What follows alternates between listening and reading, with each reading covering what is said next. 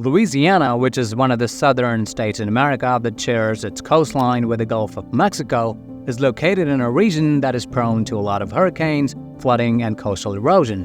When Hurricane Katrina hit the state in August of 2005, approximately 1.2 million people from Louisiana left the state, and of those, an estimated 40% did not return, which represents about 20% of the state's population at the time of the storm. And there are a number of reasons why people left and did not come back. Some people were displaced by the storm and were unable to find affordable housing. Others were discouraged by the slow pace of recovery and the lack of government assistance.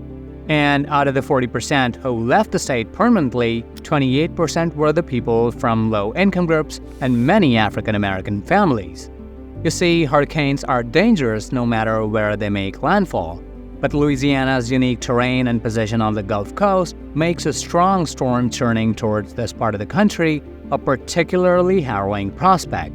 The Gulf of Mexico holds some of the warmest ocean water in the world. Sea surface temperatures here routinely push 30 degrees Celsius or higher during the heat of the summer. This deep reserve of hot water acts like an incubator for budding tropical cyclones. In the aftermath of Hurricane Katrina, thousands were left homeless, and the population of New Orleans was reduced by half. Now, these figures are depressing. However, if we compare this data to that of Florida, which is by far the most vulnerable state in the entire country, prone to more hurricanes and other natural disasters, it somehow manages to retain its population, even attract more people from all over the place, and is able to recover from the disasters more quickly and in a better way than Louisiana. You see, the state's economy is really sluggish and under-diversified. It has historically relied on a few key industries such as oil and gas, agriculture, and tourism. And these industries are vulnerable to external shocks, such as changes in the global price of oil and natural gas, and natural disasters like hurricanes. When these industries are doing well, the state's economy does well. However, when these industries are struggling, the state's economy suffers. And this leads to job loss that consequently leads to poverty and homelessness. In the year 2022, Louisiana lost 0.8% of its population to other states. And this map explains exactly why Louisiana loses its people, while similarly disaster-prone Florida receives more population growth overall. You see, Louisiana is one of the states that has income tax that hovers around 4.2%. Florida doesn't have any state income tax. And this makes a lot of sense why people are moving out. People living in Louisiana who are already exposed to severe weather events expect state administration to speed up the rebuilding process. But when local administration doesn't take care of its roads, bridges, and other infrastructure, they get demotivated, which forces them to move out to a place that could potentially hold a much safer and a stable future.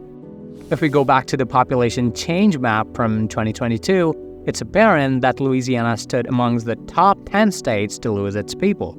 On the contrary, Florida topped the chart to receive the highest number of people at 1.9%. Furthermore, Florida has a more robust disaster response system than Louisiana. The state has a dedicated disaster management agency, and it has a plan in place for responding to hurricanes and other natural disasters. Louisiana does not have a single standalone agency that is responsible for all aspects of disaster management. Instead, disaster management responsibilities are divided among several different agencies, including the Louisiana Office of Emergency Preparedness, the Louisiana Department of Transportation and Development, and the Louisiana Department of Wildfire and Fisheries, which makes coordination and overall management somewhat challenging. And the state, unfortunately, finding it difficult to hold on to its people and still hasn't recovered completely from the aftermath of Hurricane Katrina. The economy is slow and the tax base has been reduced. The schools have lost funding and a lot of them are understaffed, which eventually leads to a loss of student count that really hurts the academic fabric of the state. So what can the state really do to attract more people and retain its diminishing population? You see, the state really needs to focus on its infrastructure. The state roads are in poor condition and its bridges are outdated. It also needs to diversify its economy and create jobs in other sectors like technology, healthcare, and construction, to name a few. And that can only happen when the state starts to improve its education system. This will help create more diversely skilled students that could be absorbed more efficiently into a diversified economy. Louisiana, which is a beautiful southern state with its unique culture, biodiversity, and Mardi Gras, of course, will really have to think beyond oil, gas, and agriculture and develop its infrastructure, attract businesses and people that could potentially lead to a snowballing effect and could really make a strong, robust, and beautiful southern state that could handle any disaster that comes its way.